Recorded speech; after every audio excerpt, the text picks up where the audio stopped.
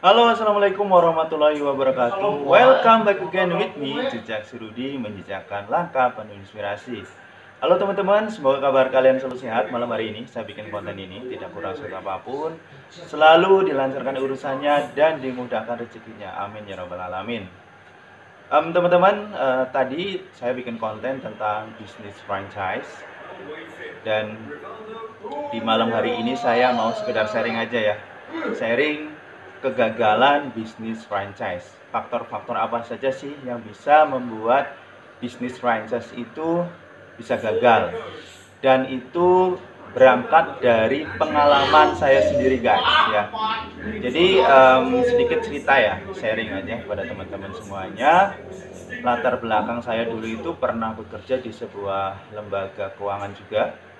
Saya sering silaturahmi kepada para entrepreneur, kepada pengusaha-pengusaha, bahkan usaha kecil sampai usaha yang besar. Kemudian dari cerita-cerita mereka, akhirnya saya punya kepikiran untuk selain menjadi karyawan juga punya usaha. Dan saya mikir waktu itu, yaitu usaha apa sih yang sekiranya bisa menambah penghasilan sekaligus juga tidak terlalu menyita pikiran juga, karena kan ada pikiran pekerjaan juga ya teman-teman. Jadi akhirnya saya memutuskan untuk membeli franchise waktu itu teh ya, minuman teh ya. Harganya kurang lebih 8 jutaan gitu. Nah, singkat cerita, istri saya juga bekerja teman-teman. Jadi waktu itu istri saya bekerja dan saya menjalankan bisnis, rencananya mau menjalankan bisnis tersebut. Nah, namun ternyata teman-teman, bisnis franchise itu juga tidak semudah yang kita bayangkan gitu. Karena yang namanya bisnis kan itu satu harus fokus ya teman-teman. Harus fokus. Jadi kalau kita tidak fokus, ya otomatis sangat istilahnya itu hasilnya itu tidak seperti yang diharapkan gitu ya. Yang pertama, waktu itu saya kesulitan untuk mencari karyawan, ya kan?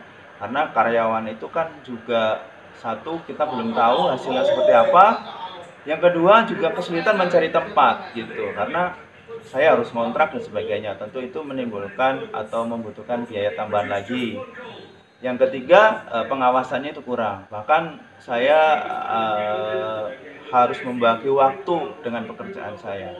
Nah, jadi teman-teman semua yang saat ini sedang fokus, sedang merancang, memikirkan bisnis apa sih yang mau dikerjakan di tahun 2023 dan kepikiran nih untuk franchise, ya saya hanya memesankan sih, hanya pesan aja bahwa yang pertama teman-teman itu harus fokus dulu.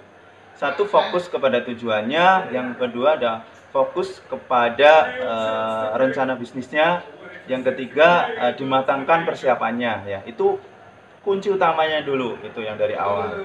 Nah, kalau sudah matang, kemudian sudah mantap nih kepada satu pilihan bisnis franchise yang akan dilaksanakan, yang akan dibeli, ya udah beli aja sih gitu. Tapi itu tadi yang di awal harus sudah mulai fokus, tempatnya di mana, pekerjaannya siapa gitu. Kalau kalian saat ini masih punya pekerjaan yang lain, tetapi kalau kalian sudah free ya istilahnya, tidak punya pekerjaan utama dan kalian pengen fokuskan di situ, ya udah dimantepin dulu prosesnya gitu ya. Dari awalnya gitu, tujuannya, plannya gitu ya. Kemudian setelah itu berjalan, jangan lupa yaitu tadi fokus. Karena segala sesuatu kalau kurang fokus itu ya hasilnya kurang maksimal.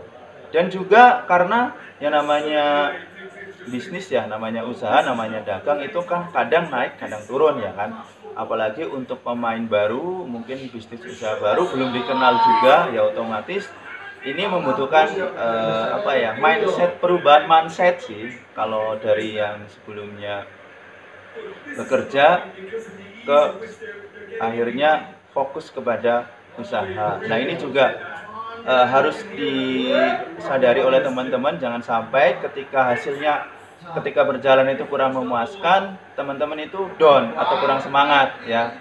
Nah, tadi tetap harus terus semangat, apapun usahanya, apapun kendalanya harus dicari solusinya ya teman-teman. Jadi kuncinya adalah satu, menyiapkan plan bisnisnya secara matang, persiapannya harus juga secara matang, perhitungannya juga secara matang. Yang kedua adalah fokus, ya kan? Setelah fokus mengerjakan usaha nanti yang sudah akan dipilih. Yang ketiga adalah konsisten, artinya yang namanya usahakan naik turun. Jadi semangatnya teman-teman harus tetap terjaga dalam kondisi yang baik ya. Itu sih hanya sedikit catatan dari apa yang tadi saya bikin konten tentang franchise. Semoga bisa menginspirasi ya teman-teman semuanya. Saya pun hari ini masih bekerja dan sedang memikirkan juga nih rencana-rencana bisnis apa yang akan saya kerjakan di tahun 2023 ya. Kita sama-sama berjuang ya teman-teman. Oke, paling seperti itu dulu sharing saya di malam hari ini. Kebetulan ini kita ada di sebuah perumahan dan ini kegiatan di malam hari ya. Oke, jangan lupa teman-teman, saya mohon dukungannya untuk terus mendukung channel ini dengan klik like, komen, dan subscribe agar saya dapat terus mengembangkan channel ini ya. Sampai ketemu di konten berikutnya. Wassalamualaikum warahmatullahi wabarakatuh. Bye bye. Guys, kita lanjut dulu ya. Ini saya curang dulu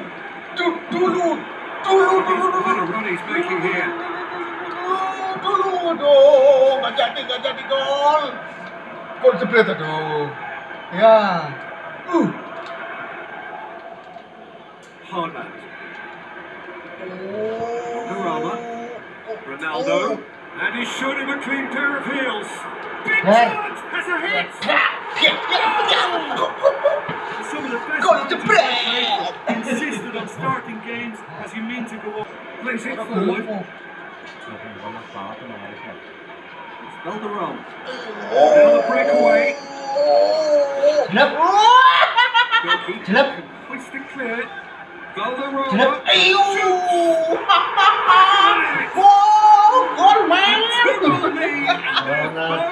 Babak kedua guys, Dortmund 2, Everton 1.